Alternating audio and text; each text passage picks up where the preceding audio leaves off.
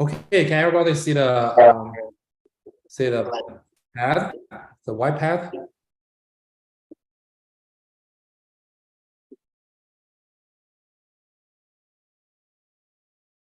Okay, thanks.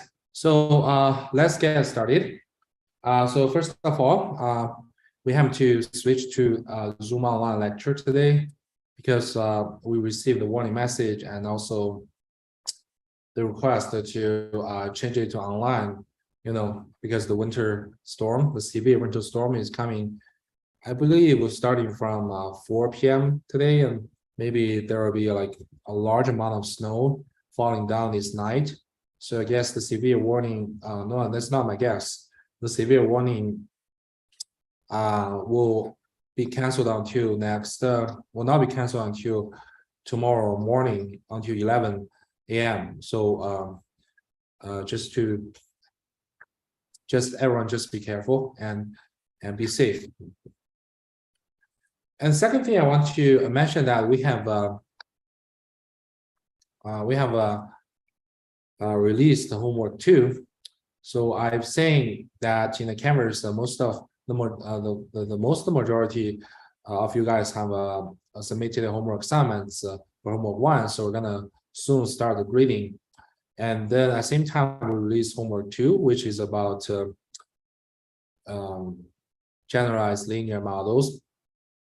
And there's some a few applications. So we expect to wrap up with generalized linear models today, so that you have enough knowledge and preparation for homework 2. At the same time, please start with your some initial work about the project. We have also released the due for the midterm project report. The time should still be very, very sufficient. But again, we highly suggest you not to rush at the last minute, especially to prepare your midterm project report. You need to do something, right? You cannot just say, okay, I have thought about the problem I want to address. I have collected a little bit data. That's not sufficient. Okay. So any question regarding the homework assignments and also the project stuff?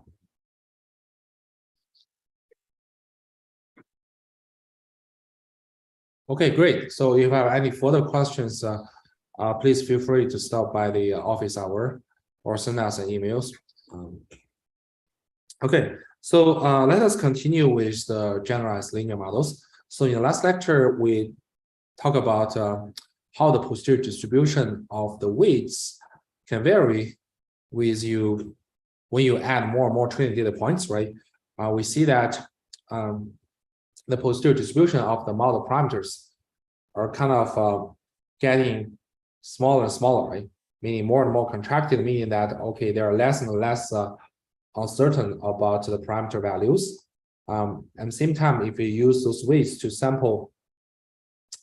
generate samples and use samples to create your regression functions, your sample regression functions will become more and more concentrated, right?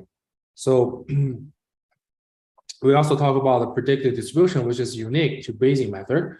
For frequentist method, they cannot provide the so-called predictive distribution, right? So the predictive distribution essentially is to marginalize out all possible effects of model parameters. So we're gonna consider every possible prediction made by different choices of W, right? And then we're gonna weight those weighted average those prediction by using the posterior distribution of the weights. By doing so, we expect that we're gonna have a more robust and more accurate prediction. Right? So also examine from the perspective of predictive distribution, we'll add more and more training points, how the predictive distributions becomes more and more certain, meaning that the variance becomes smaller and smaller, and also the predicted mean is getting closer and closer to the ground truth. Right? Hopefully, those sense of this Bayesian modeling and learning sense will give you a flavor like how we kind of like expect the behavior of Bayesian learning algorithms. So next, we're going to talk about the Bayesian model comparison. So in practice, when we try to fit a particular set of data, right, we may have a different choices models, right? Some models might take 5 features, some models might take 9 features, some models might take 11 features, right? So different models correspond different complexity, different expressivity, and so on, right? There is naturally one question, right? So how do we determine or how do we select which model? Right? If we can view some hyperparameters which determine the model, right? This is also another model selection problem, right? So, for example, case we have previously discussed, right? We talk about the linear model where we know that the prior, oh, sorry, it's not. We were talking about the prior of our model parameters W. It is determined by this hyperparameter alpha, right? And then given the weight, how do we sample the observation T? It also controlled by another parameter beta, right? So alpha beta essentially are kind of hyperparameters which can determine the model itself. So you can imagine that like you have a family of models which are indexed by different choices of alpha and beta. Then a natural question would be which particular choice of alpha or beta will give you the best performance. Okay. So this can also be viewed as a type of model selection problem. Right? So from a Bayesian point of view, how do we select model? Right? How do we compare the performance of different models? Right? Again, we can model it as a probabilistic framework, right? So we want to express or want to assign a prior for the model choice, meaning that the prior distribution that the ith model is the ground truth model. So basically, suppose you have L model, you have L models, right? You can have a prior distribution that tells you, okay, the prior probability that M1 is the ground truth model, for example, is just 0.1. M2 is the ground truth is just 0.2. M3 might be 0.5, and so on. So this is a prior distribution over the models, right? And then, given the training data, D, we want to evaluate the posterior distribution of a particular model is the ground truth, right? So that is, given the data D, what is the posterior probability that the ground truth is model I? Okay. And from Bayes' rule, we know that this posterior probability is proportional to the prior probability that the ith model is the ground truth multiplying with the data likelihood of D given you use MI to generate data. Right? So we call the likelihood of the data given a particular model MI as the model evidence. Just like, okay, how do you show that the model is the best model? Is the model who is most likely to generate data? I'm going to show some evidence, right? This evidence shows that how this model can fit the data. Does it make sense? Any questions so far? I have one question. Sure. So I'm a little curious about that. The probability, the conditional probability of data given the model. I'm having trouble understanding how they're connected because I figured the data is probability of the data is independent of the model is how I understand it. So maybe I'm not fully understanding what that means. Okay, that's a good question. That's a good question. So let us use the example we just discussed. Like we know that we have built up a linear model, right? A linear model that we assume that, okay, your W is the prior distribution is sampled from, some prior variance with the covariance alpha inverse I, right? And then given W, you sample the data Y from some linear combination of the fit basis and with the inverse variance beta, right? So now we can view Y as theta D. It doesn't matter, right? So you can view like, okay, alpha, each particular choice of alpha beta corresponds to some model, right? For example, alpha equals to 0.1, beta equals to 0.1 might correspond to M1, right? Alpha equals to 0.2, beta equals to 0.1 correspond to M2, right? You got a bunch of such models. Does it make sense?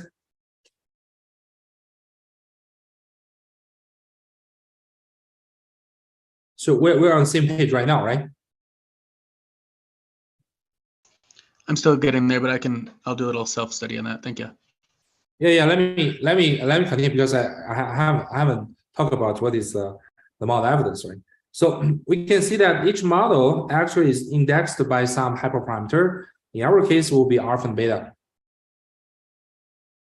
right? So now, if we want to compute the model evidence for M1, how do we do that? Okay. So it essentially is the predicted distribution of the observed data Y given your alpha and beta. Can you see this? This is essentially, you're going to marginalize out all possible model parameters, right?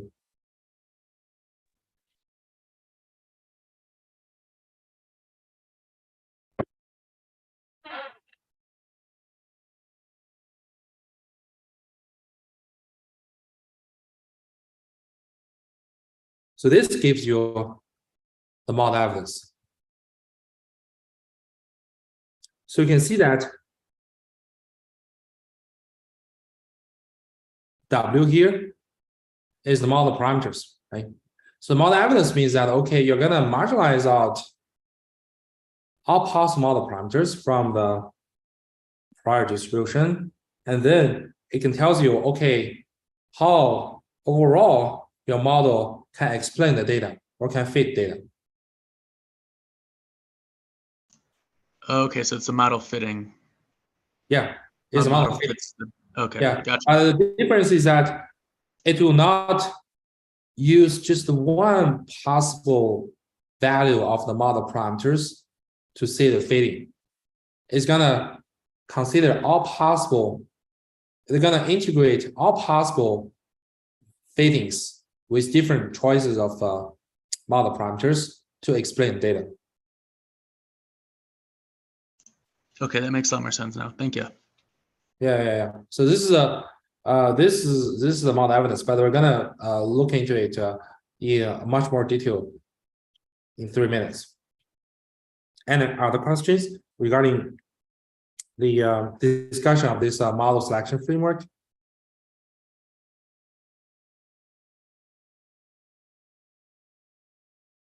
Okay, so if you want to compare different models, right?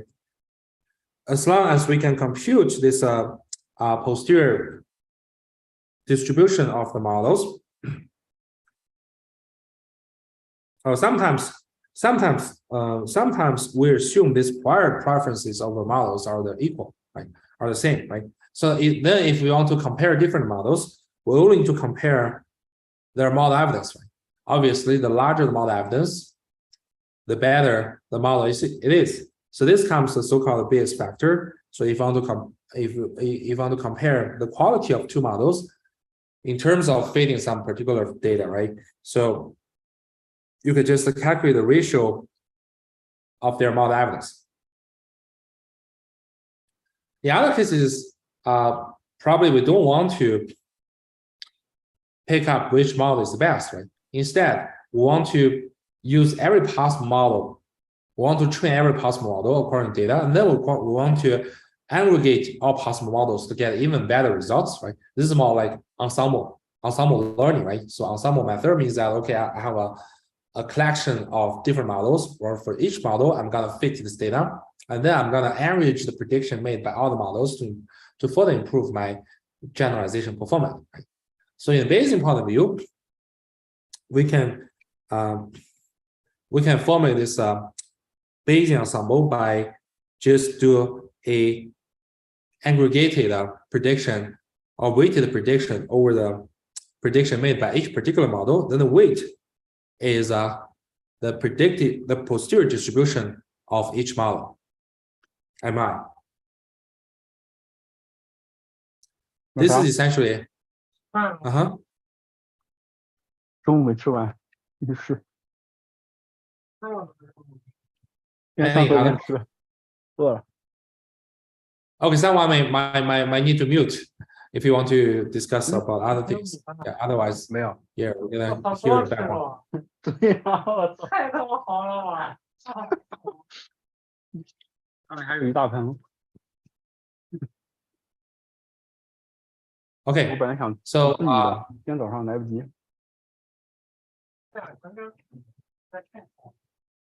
没事，咱就只吃健康。可以吃我的。没事，减肥。 hey, someone you might need to mute, because when I hear your voice with your friends. Okay, so let us continue, right? So, so by just doing a weighted average of these prediction made by all the model, we can do a Bayesian version of ensemble, right? But in practice, we might not have the resources to train every model, right? We still want to pick up the best model. So that raises a question, right? How to choose the most probable model alone to make prediction. So here we're gonna provide the so-called evidence maximization framework to automatically select the model from data. So we're gonna start with some crude evidence approximation technique to do some kind of analysis. And then we're going to use this analysis to justify that if we just maximize model evidence, namely the likelihood of data with all your model parameters marginalized out, if you just maximize this kind of likelihood, it will internally help you to trade off the model complexity to the data fitting, which in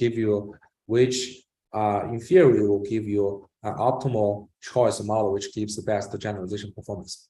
And this is very elegant result in Bayesian learning.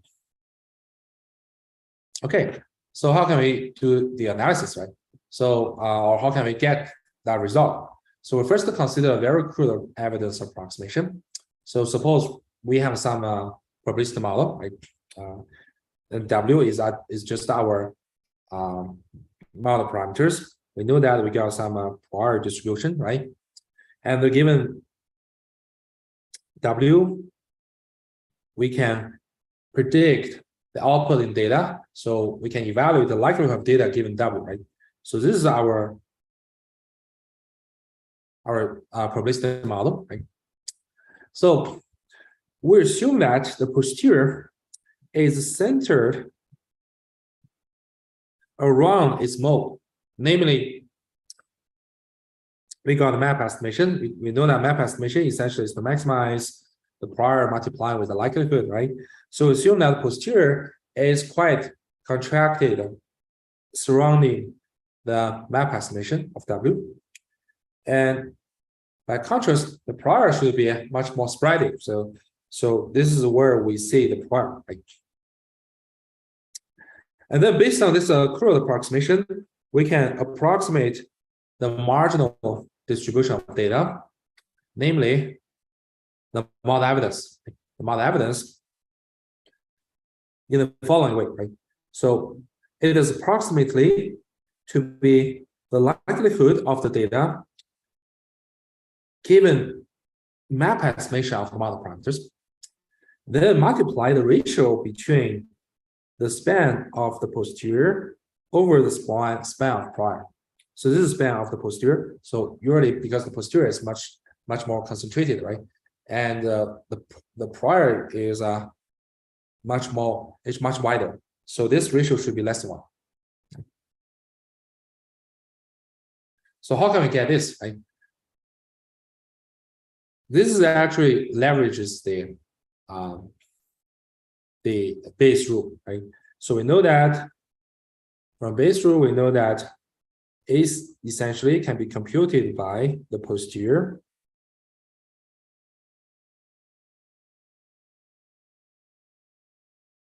prior times the likelihood over the posterior, right?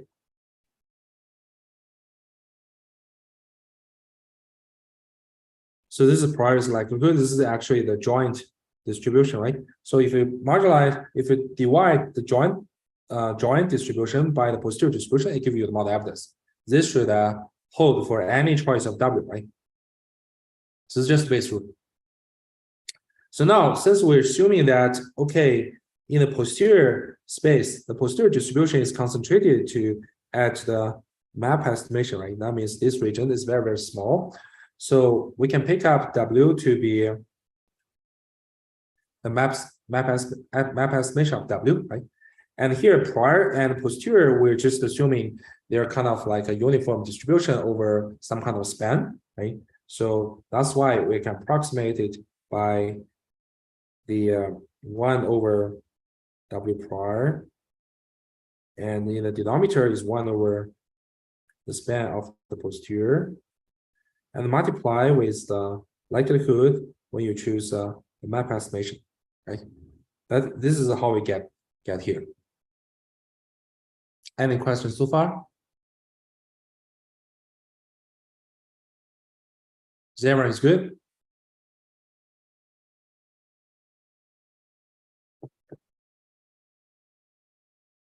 Okay, so let me know. You just interrupt me whenever you feel uncomfortable, right? Otherwise, I'm gonna proceed because I cannot see your face. I cannot guess.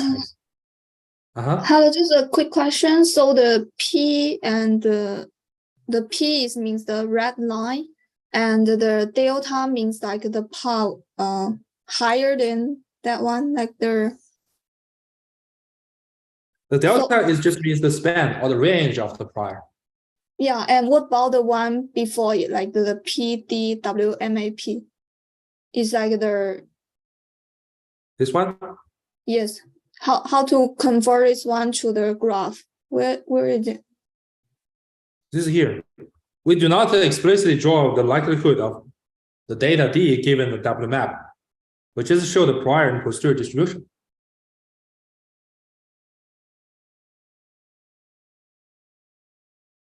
Okay, thank you. Yeah, here is where we assume that the map estimation of the W, right? We're assuming that, okay, your posterior distribution is just concentrated at the map estimation. So you can see why this is a very narrow histogram pop up, right? And then the prior, we're assuming that, okay, it's also like centered around this W map, but it's much wider.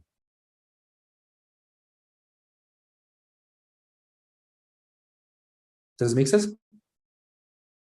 Yes, thank you. Yeah, and then we just leverage the Bayes rule, right? So this is just Bayes rule. But if of course, the common use form is that we're going to put P of D in the denominator and P of D given W to the left, right? But here we just change the position. It doesn't matter, right? And then we can pick up some W because this holds for arbitrary choice of W. But here, because we want to analyze the case where your W is chosen in the posterior space, right? We know in the posterior space, W should be centered around W map. So we choose W to be W map. That's where we get this P of D given W map.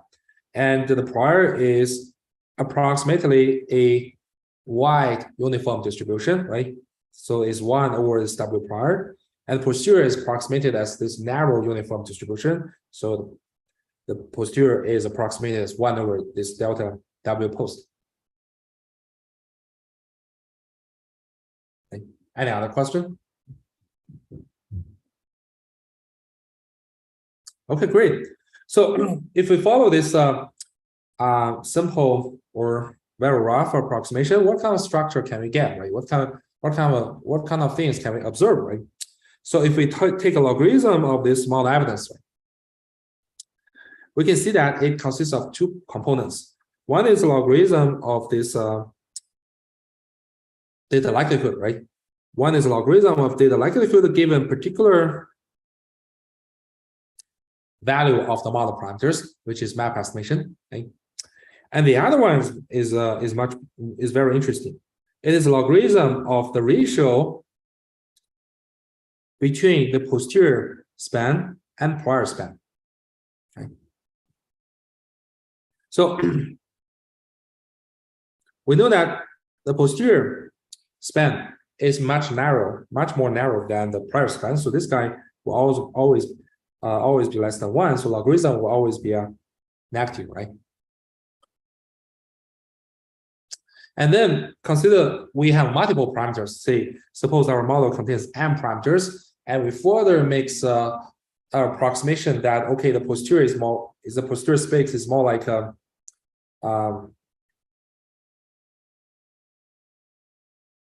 sphere or like a ball, right? That means the span along each direction or each element in its weight vector is the same.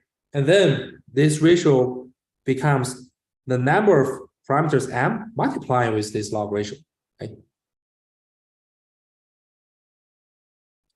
And again, we have the same data fitting term, which is given this map estimation of the whole weight vector, how well we can fit the data.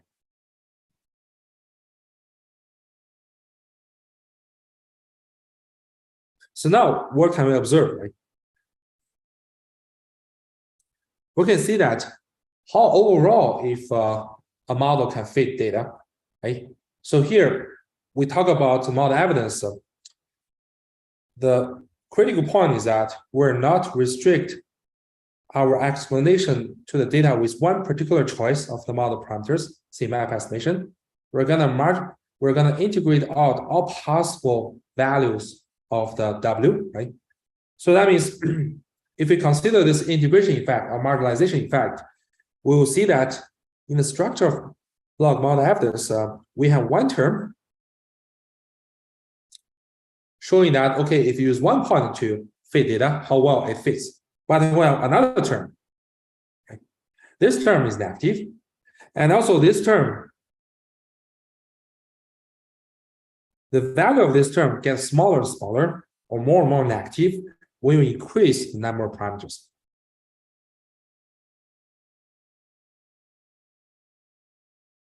So what can we see from this combination effect of these two terms, right?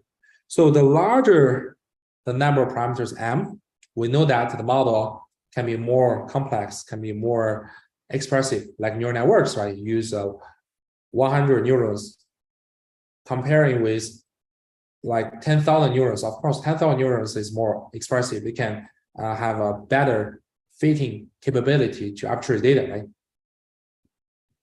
So as we expected, right? If you use map estimation to fit data, the larger model will give you a better fitting, which is reflected by the larger likelihood, right? But at the same time, when you increase m, this whole term, remember, this logarithm term is less than 0. So we increase m, this guy becomes more and more negative, meaning that they're gonna trade off the improvement of the data fitting from your map estimation. So we can see the trade-off, right? The trade-off between the model complexity and the data fitting. It's not necessary that you must pick up the very complicated model with tens of thousands parameters. You will get a larger model evidence, right? So actually, the best choice will be in the middle, right? Some number of model parameters, which kind of give you relatively large data fitting. But at the same time, this term is not so negative.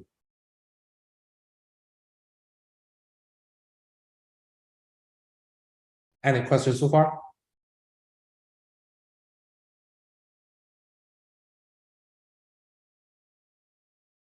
Everyone is good?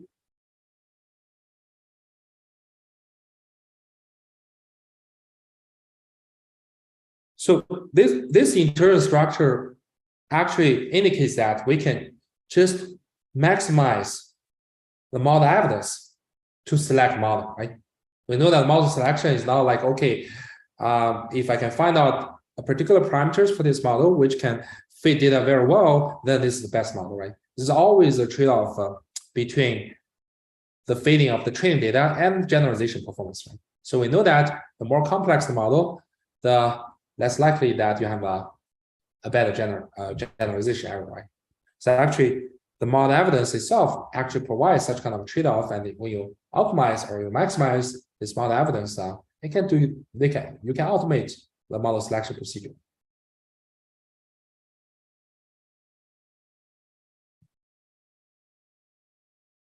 Okay, now we use some concrete example to illustrate this model selection procedure, right? So from the model evidence, we know that when we maximize evidence, we kind of randomize over complex models, right? So in this figure, the x-axis shows all possible data sets are generated by some underlying, complicated data generating mechanism, and the y-axis shows the model evidence, right? So for any particular data set, say you collected from your own application, right? And we got like several different models, right? Say M1, M2, M3. And how do we select the best model, or most appropriate model, right? So we can compute the model evidence given different models, right? So in this case, we can find that M2 will give the largest model evidence for data set D0. Then for D0, I'm going to pick up M2, right? Next time, if we choose, if we collect another data set, say D1, right? And if I want to select the models, of course, I'm going to maximize model evidence again. And it turns out that M3 gives the largest model evidence. So I'm going to use M3. So this is how in the Bayesian framework, people used to select model. Any questions so far?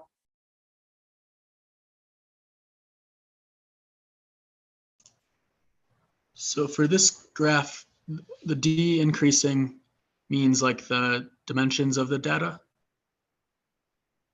D is kind of like you can view it as virtually kind of like a listing all types of data sets, all kinds of data sets. It just tells you can have like a infinite many choices of data sets for different particular data set. The most appropriate model can vary. Okay, cool. Okay, thank you. Yeah, and I also David's question is that does this model selection only hold if our prior has a far larger spread than the posterior? Well, that's a good question. Again, I want to emphasize that this derivation or this reasoning is based upon this very rough or very crude approximation. But the basic idea is there. So overall, you can always assume in the Bayesian framework, the span of the prior is larger than the span of posterior. Why? Because posterior means that you integrate some data information. When you integrate some data information, you're gonna remove some uncertainty, right? When you remove uncertainty, your span of your posterior should get reduced.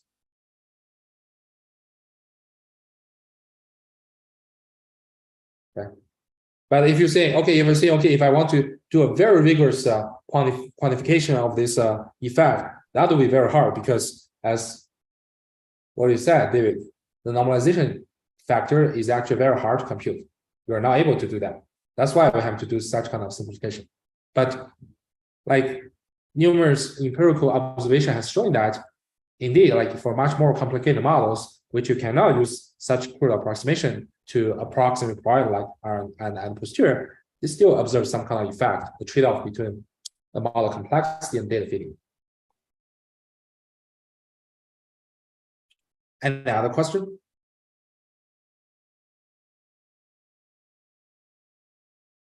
Okay. So sometimes, like suppose your hyperparameters is continuous, right? If you want to do a pure Bayesian perspective, you might just want to assign some prior distribution for over those hyperparameters. You don't want to do model selection. You just want to integrate out all possible models. It's just like Bayesian ensemble, as we just discussed. In that case, we want to compute the fully predictive distribution, meaning that we're not only integrating out the model parameters W, we also integrate out the model hyperparameters alpha and beta, right? So that means in the outer level, we further marginalize out with respect to the posterior distribution of the hyperparameters alpha and beta, right?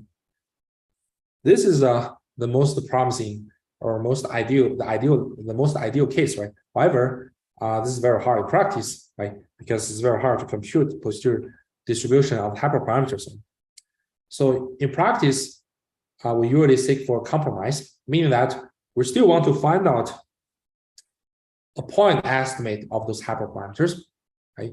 And then we assume that the predicted distribution, for a new example, given the training data, is concentrated at this particular point, particular choice of these hyperparameters alpha hat and beta hat, right?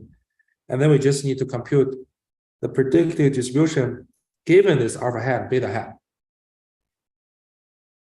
And then how do we find out alpha hat and beta hat? We can maximize the evidence, right? Given alpha and beta, what is the marginal distribution of the data T? Here is computed by marginalize out the model parameters, right?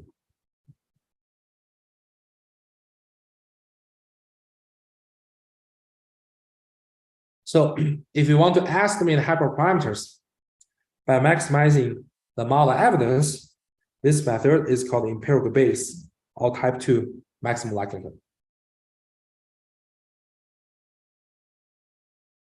Why it's called type 2 maximum likelihood? Because type 2 maximum likelihood marginalizes out all the model parameters. So in the likelihood, it only contains the hyperparameters.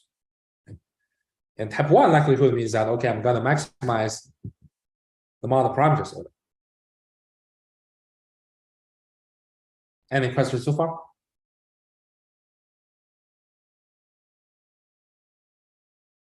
Okay. So here's another concrete example to show you that how do we use model evidence to select the hyperparameters. Here, we want to select the degree of polynomials, right? Remember, we discussed the polynomial regression problem previously.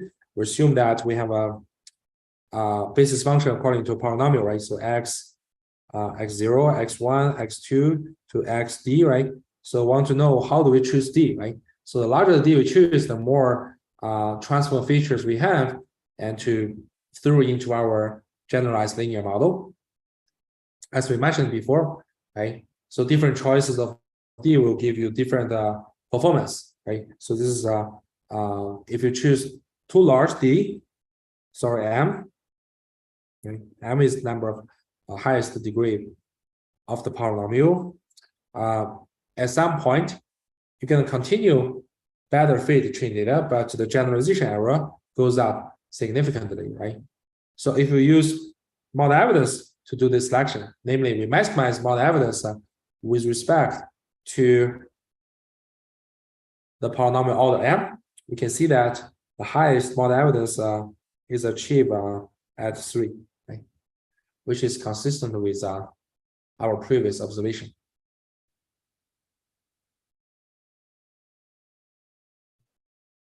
So any question before we move to the classification problem?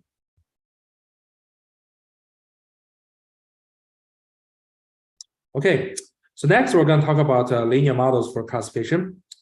we're going to introduce several commonly used methods for classification, like logistic regression, probability regression, multi-class classification, ordinal regression. So let us first consider binary classification problem. So suppose we have two classes, C1 and C2, where observation will correspond to 0 and 1, right? So we know that for binary classification, we're going to use Bernoulli likelihood, right? So the Bernoulli likelihood is parameterized by a probability, right? So here phi is your transform feature vector or some basis over the original vector, right? So we denote the probability that our model predict this instance to be class 1 by y of phi, right?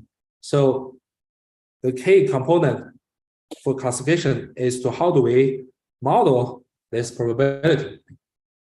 And here we use a sigma function coupled with a linear combination of the feature vector, right? W transpose phi, right?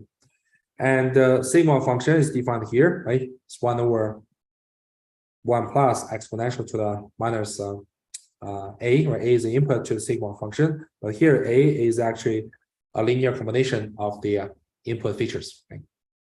And correspondingly, the probability that the model classify this example to be the second class will be 1 minus p of C1 given phi, right?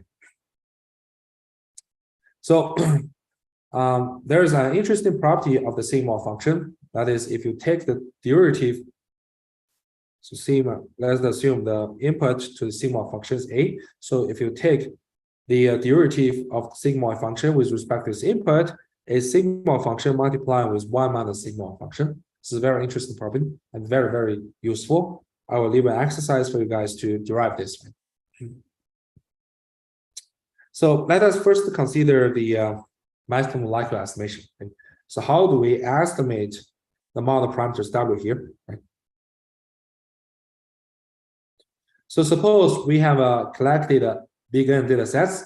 For each example, we have the input feature vector phi n and output observation Tn. Tn is either 0 or 1. Right? And because likelihood is Bernoulli likelihood, so for each example n, the likelihood it will be yn to the power of Tn. So remember, yn is the probability, right? As probability, according to our model, what is this example? Phi n should be class 1, right? So yn to the power of Tn multiplied with 1 minus yn to the power of 1 minus Tn, and Tn is either 1 or 0. Okay?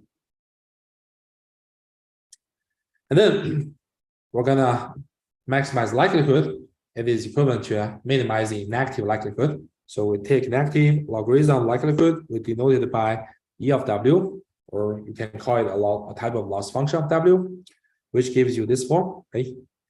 And we first compute the gradient of the loss with respect to W, which gives this, right? So I believe this is simple for everyone to derive this. So I'm gonna skip the detail how we derive this, right?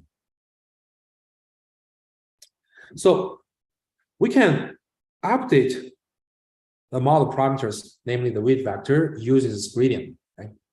But today we're going to introduce a more efficient approach. It's called a Newton-Raphson scale. So what is Newton-Raphson scale? So it's a second order optimization problem. So for arbitrary objective function, right, as long as continuous and twice differentiable, the rule of Newton-Raphson scale is to update your parameters or the weight vector by using this rule. So you're not directly using gradient descent. Instead, you're gonna multiply the gradient with inverse Hessian, and then subtract the current weight vector by this Hessian inverse gradient vector. So why we multiply with inverse Hessian? Multiply the gradient with inverse Hessian, because it kind of capture the curvature information of your objective function, and it'll guarantee a faster convergence.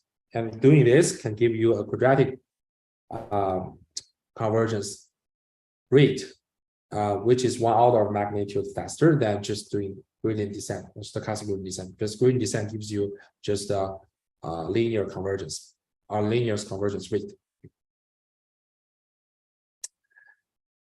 And how is this Newton-Raphson scheme is derived? So any questions so far?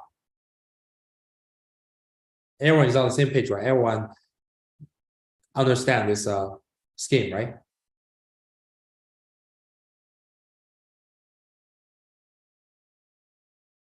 Okay, great. So next I'm gonna explain what's the idea, how this is derived, right? And how can we get this? How people come out the idea that multiplying the gradient with inverse Hessian, right? So this comes from a very simple idea. Like suppose you want to minimize a complex function, right? A complex but continuous function, right? So people think about why not, suppose this is your WO, right? So why not locally, I'm gonna approximate this function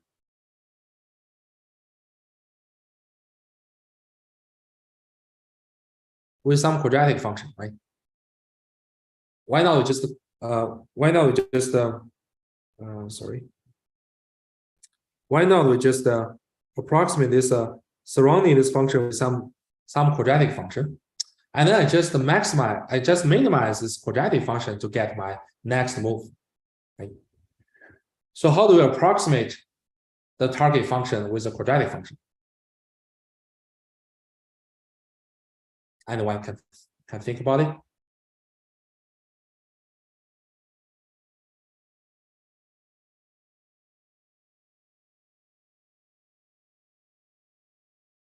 Any thought?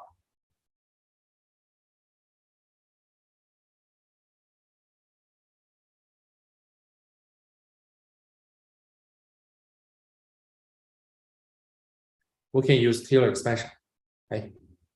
So suppose this is where my current model parameters are, right? Which is WO. So this is my objective function f, W, right? So I'm gonna expand W, f of W at WO. Okay. So of course I can use arbitrary order polynomials to approximate this function, but for convenience and efficiency, I'm only gonna use the quadratic function. So namely that I'm gonna do in the second order Taylor expansion, right? So there's a gradient of VW transpose W WO and plus half, right? The second term in Taylor expansion.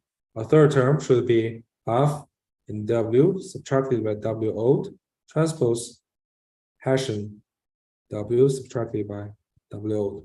And remember the gradient and also the Hessian is computed at WO, right? And here I can only say this is approximated, right? And also this approximation is only accurate very locally, right? And the places surrounding WO cannot be very wide, right? In a larger area, this approximation will be very accurate. So in the next step, to get the next value of W, namely I want to update W, how can I do that? We just minimize this surrogate, this quadratic surrogate of FW. And because this is a quadratic function, right? If you minimize this is very, very easy. The gradient, if you set the gradient to be 0, it will give you the exact form. And that form is the Newton-Raphson scheme.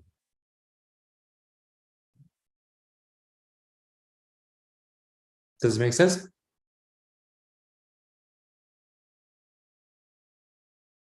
So basically the idea is, okay, at every location, at every current location, so we first use second order Taylor approximation to approximate function. Then I just minimize this second order Taylor approximation and use that optimal weight of the second order Taylor approximation as my update of the model parameters. So this is the idea of this second order optimization approach, Newton-Raphson scheme. Any questions so far?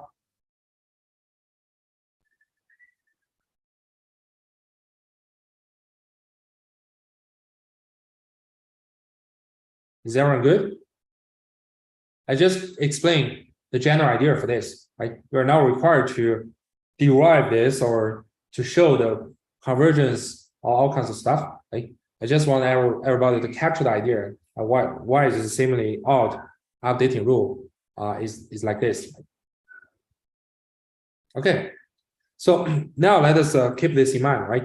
So if we consider a linear model regression as a concrete example, right? So for the linear model regression, if you compute the log likelihood, negative log likelihood, this is where your loss function looks like, right? And you can compute the gradient of the negative log likelihood, namely the loss function. And then you compute the Hessian, which is phi transpose phi. The phi here is the phi transpose phi, which is a design matrix we discussed before. Then you apply the Newton-Raphson's rule update.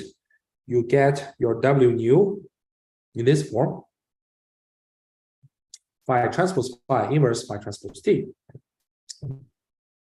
And wait a minute, we just found that this W nu seems already being the global optimum, right? Actually, we have reviewed this form before, right? If we just set the gradient to be 0, we just solve this problem, right? You can immediately get optimal W is phi transpose phi inverse times phi transpose t, right? Which is exactly the result after you perform one Newton-Raphson update.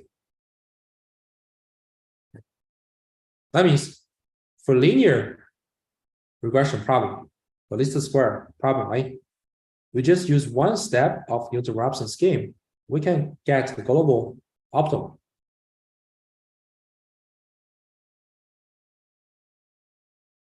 Why? Why can it be so efficient?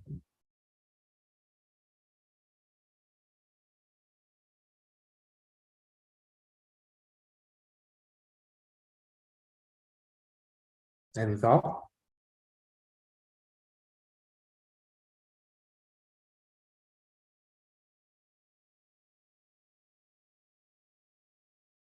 Any guess?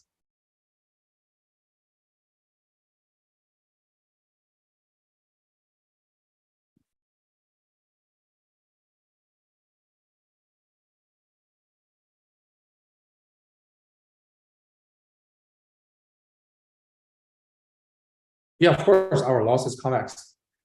We need to just push a little bit further.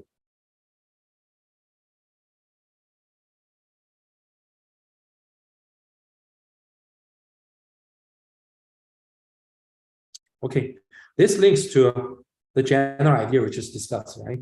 So the general idea for Newton-Raphson scheme to optimize some kind of non-convex function, right? And we always use some quadratic function to approximate target function locally, right? And for the quadratic approximation, your Newton-Raphson date is exact, right? But in the least square problem, the linear regression problem, if you look at the objective function here,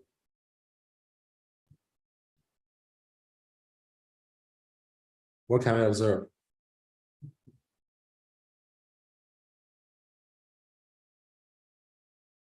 It is essentially quadratic function. It's not always convex. It is quadratic, right? So that means you use quadratic function to approximate quadratic function. Your approximation is exact, right?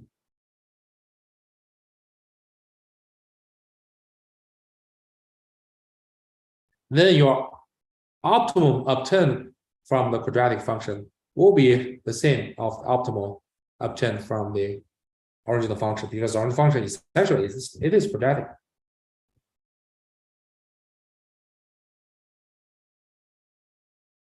Does it make sense?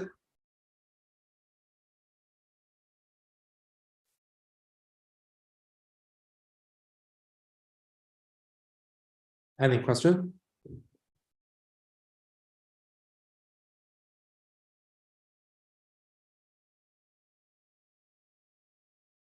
Is everyone good?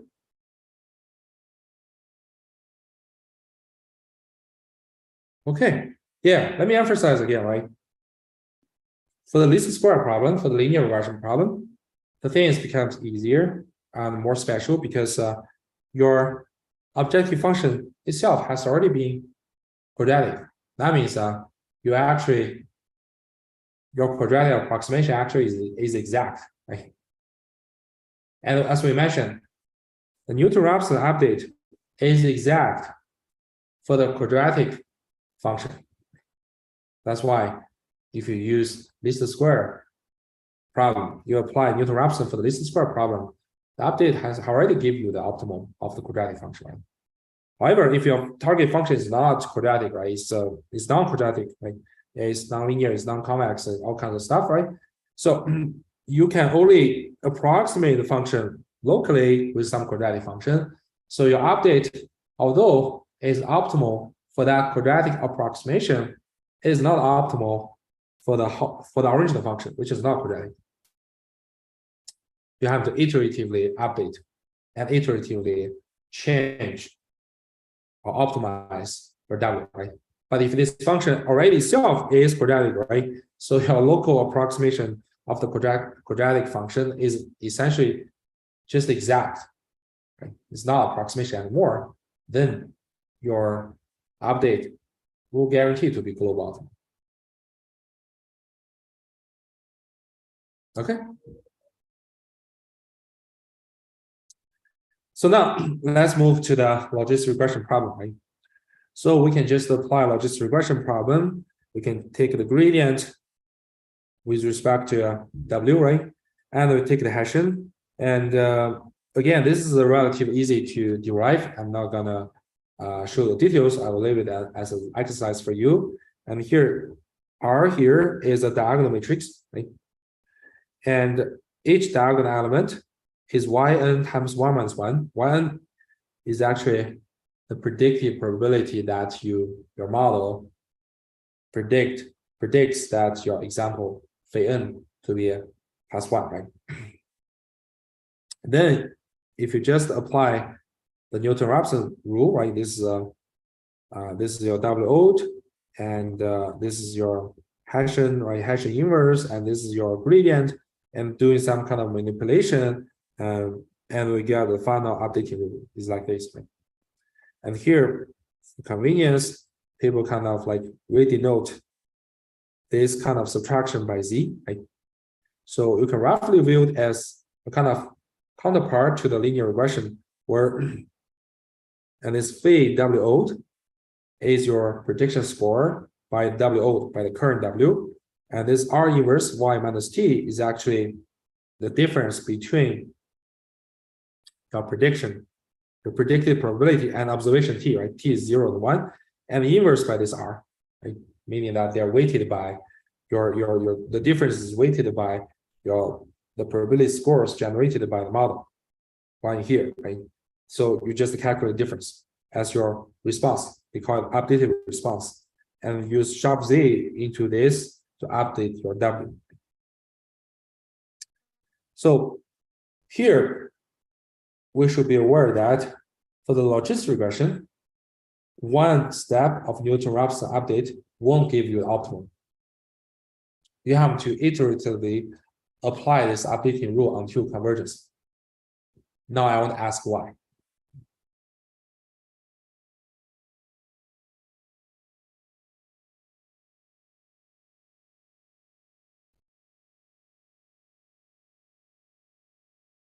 why it is not like in the linear regression case where that just running one Newton-Raphson update will give you the global outcome.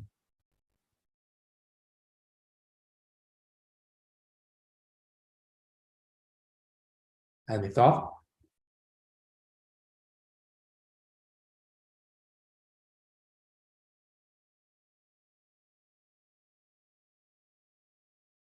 Any guess?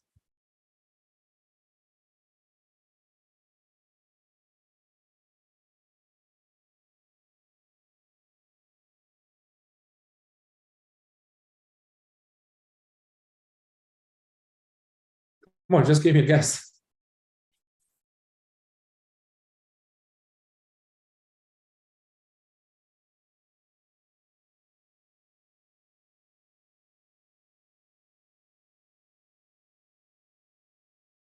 No guess?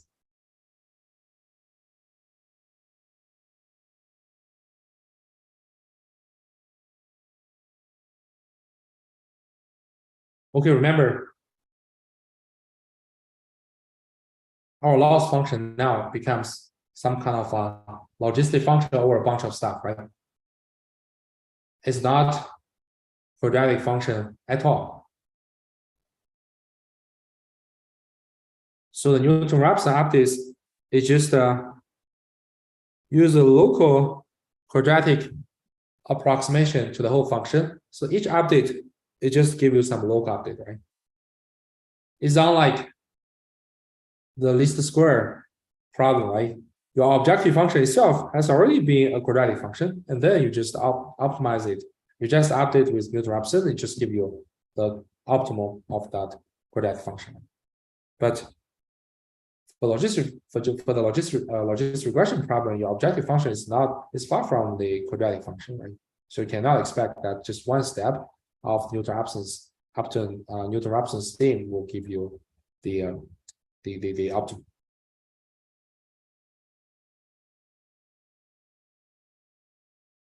Does it make sense?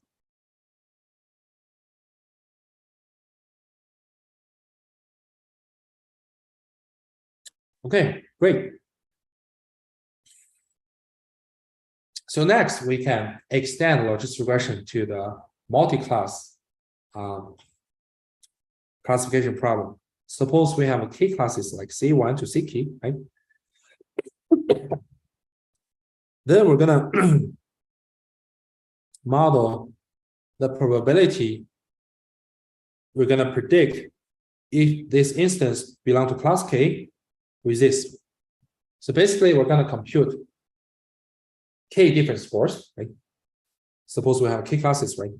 So each score, we denoted by AK, is a linear combination of the input feature phi and determined by the vector WK. So for k classes, we have a big K with vectors WKs. And then because the scores can be negative, so we're gonna first make a positive number, right? So we take exponential of that, then we normalize this score to get this probability. So this is called a softmax. Okay. And we can see that we have k groups of parameters, W1, W2 to WK, right? So to fulfill this multi-class logistic regression problem. And it's very easy to show that your probability score, which is here, right, is gradient with respect to each score. Like it's not necessary to be AK. It could be the score for other class is computed in this way. Okay? So again, I will leave it as an exercise for you to show this. Okay? And then how do we estimate those model parameters, right, for multi-class logistic regression? Namely, how do we estimate W1 to WK? Again, we can use the maximum likelihood estimation, right? And suppose we have n examples. We got phi1, t1, 1, 2, phi n, big N, big N. And remember, we previously discussed, right, for the categorical variables, we're going to use one hot encoding, right? Suppose the nth example, the observation is class 1, right? So that means we're gonna make the first element to be 1, right?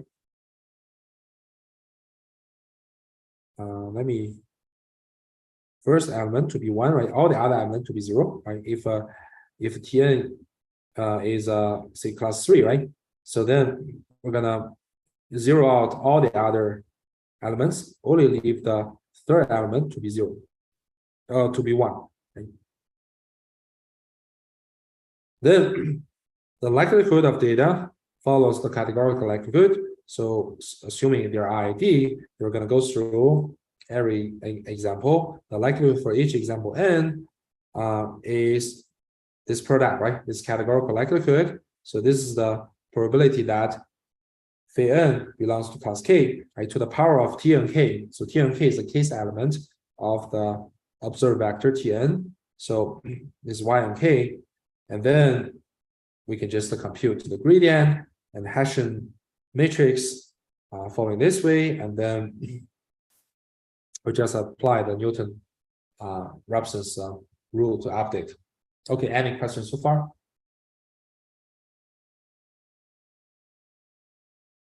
Is everyone comfortable? Yeah, again, just let me know if you have any question, because I cannot see your face. I cannot read your mind.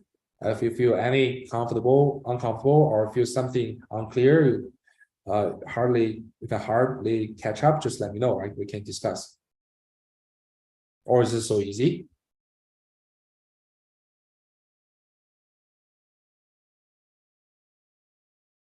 Okay, so now we can see that using logistic function and also extension of the multiple classes, we call the softmax function, we can do the binary classification and the multi-class classification, right? So next we're going to introduce another very popular classification model, which is called the probability regression. So we see that probability regression is actually more popular in the Bayesian learning field. We'll see that, we'll see the reason later, right? So as we just discussed, right? So we use polynomial likelihood to model the binary data, right? So the modeling component actually is applied to how we model the probability, right? The probability that this instance should be class 1 or should be class 2, right? So previously we assumed that this probability is a sigma function of some linear combination of the input features, right? We use sigma function because the sigma function guaranteed the output will be a valid probability, which is between 0 and 1, right? So the natural question will be, okay, is only the sigma function can guarantee you a probability output, right? The answer is no, right? So actually I have many other choices. One alternative choice is to use a Gaussian CDF function, Gaussian density, Gaussian cumulative density function, right? So cumulative density, we know that if it is from minus infinity to infinity, then this distribution, then it's just 1, right? And if it is from minus infinity to arbitrary value, it's just between 0 and 1, right? So this Gaussian, standard Gaussian cumulative density function can also guarantee you a number between 0 and 1. So why not just replace the sigma function with this standard Gaussian cumulative density function, cumulative density function, right? So this is called probability regression. If we replace the sigma function by this standard Gaussian cumulative density function, this is called probability regression. So if we look at the logistic function and also the Gaussian CDF, right? This red one is probably is Gaussian CDF, and this one is logistic function, right? So you can see that the input can be arbitrary, it can be arbitrary number from negative infinity to positive infinity. The output for both functions is between 0 and 1. It actually gives you a valid probability parameter for the polynomial likelihood. But why probability model is more favorable in Bayesian perspective, right? The reason is that it enables us to conveniently perform posterior inference. How can you see that point? Right? if you just look at the probability regression model itself, right? We're assuming our classification score is just in the product between the weight vector and your input feature vector or transform in feature vector. And then we model the binary label T given A as a Bernoulli likelihood, where the probability of this Bernoulli is a Gaussian CDF of this classification score A, right? But we can show that this model is equivalent to another probabilistic sampling procedure. Namely, we first sample a latent variable Z from some Gaussian distribution A Z with from some Gaussian distribution, right? With mean being the classification score A, which is just computed from the dot product between the V vector W and also the feature vector phi, and variance simply 1. And then, given the latent variable Z, we're going to sample the label T, which is binary, using a step distribution. What is step distribution? You just look at the sign of Z to determine the label T, right? So if Z is not negative, or Z is negative or 0, then we just generate the label T to be 0. If Z is positive, we just generate the label T to be 1. That's it.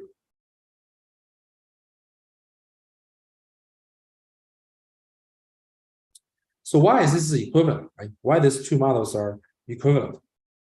So we can show that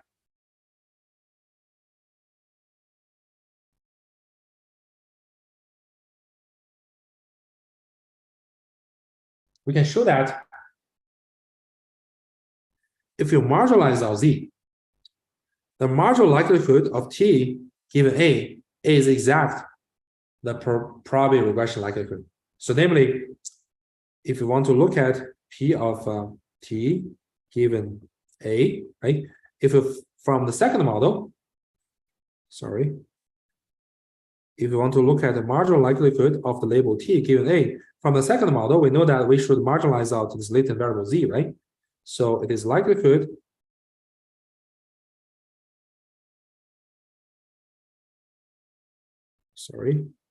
it's a density of Z, which is this Z given A and variance 1, and then multiply with the step distribution. If we marginalize our T, it will be exactly the same as the likelihood in the probability regression.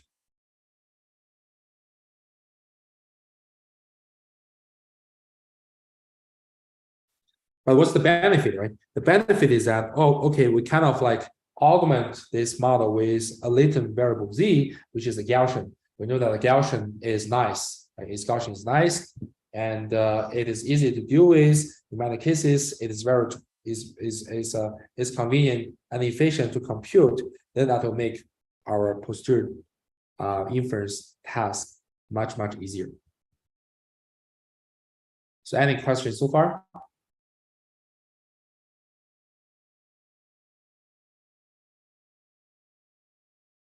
Okay, so probability regression also enables us to do a particular type of multi-class classification which are not allowed for logistic regression.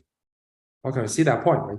Suppose we want to predict K classes, but those classes have some ordinary relationship, like C1 less than C2, but less than here is a general in the general sense, right? It's not like less or smaller in terms of quantity. It's some kind of ordinary relationship. We have such kind of relationship like C1 less than C2, C2 less than C3 under CK, right? And such kind of prediction is pretty common. Like you want to predict the rank, right? If you want to predict which rank this searched item should belong to, right? You want to predict disease progression, right? If you want to predict the disease status should be at the initial stage or in the mild stage or in the middle stage or in the end stage, right? So note that those class labels, they have some relationship, right? But if you use logistic regression, to do the multi-class classification, actually it doesn't matter if you reorder those classes, right? It doesn't change the model at all. But here you cannot reorder the labels, right? Reorder the classes. You kind of break their meanings in terms of their order, right? And then how can we do that, right? So similar to the probability regression, right? We're gonna sample latent variable z again from some Gaussian distribution, with mean being our score, right? Score and variance being 1, and then we just look at the region which z falls in, right? So we can partition the region, which is a real axis, right, into several regions, right? Suppose we have k classes, that means we have k regions, right? So this is minus infinity, right? So we denote the first region, the leftmost region,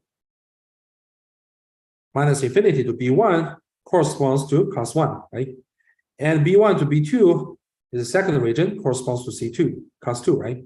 And B2 to B3, C3, until finally you got BK to infinity is the final class, right? So you can see that those regions have already been ordered, right? And the order relationship are reflected by the values that z, the latent variable z, take, right? And then in our probabilistic model, we just look at which particular region z falls in. If z falls that region, we're gonna output the corresponding label. Say if z falls in the leftmost region, we're gonna predict the label of this instance to be C1. If z falls in the second region, B1 from B1 to B2, we can predict the label to be C2, and so on.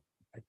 So because the values of z has naturally have some numerical order, right?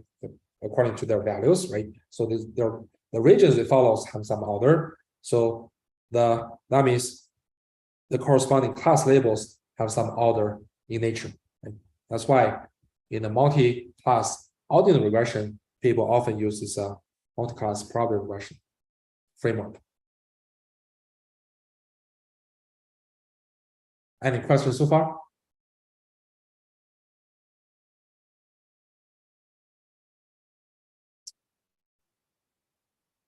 Okay, so let's stop here today. So we only have a few steps left. That is, how do we extend the generalized linear models in the exponential family, which we're going to cover in the next lecture. Right? See you on Thursday.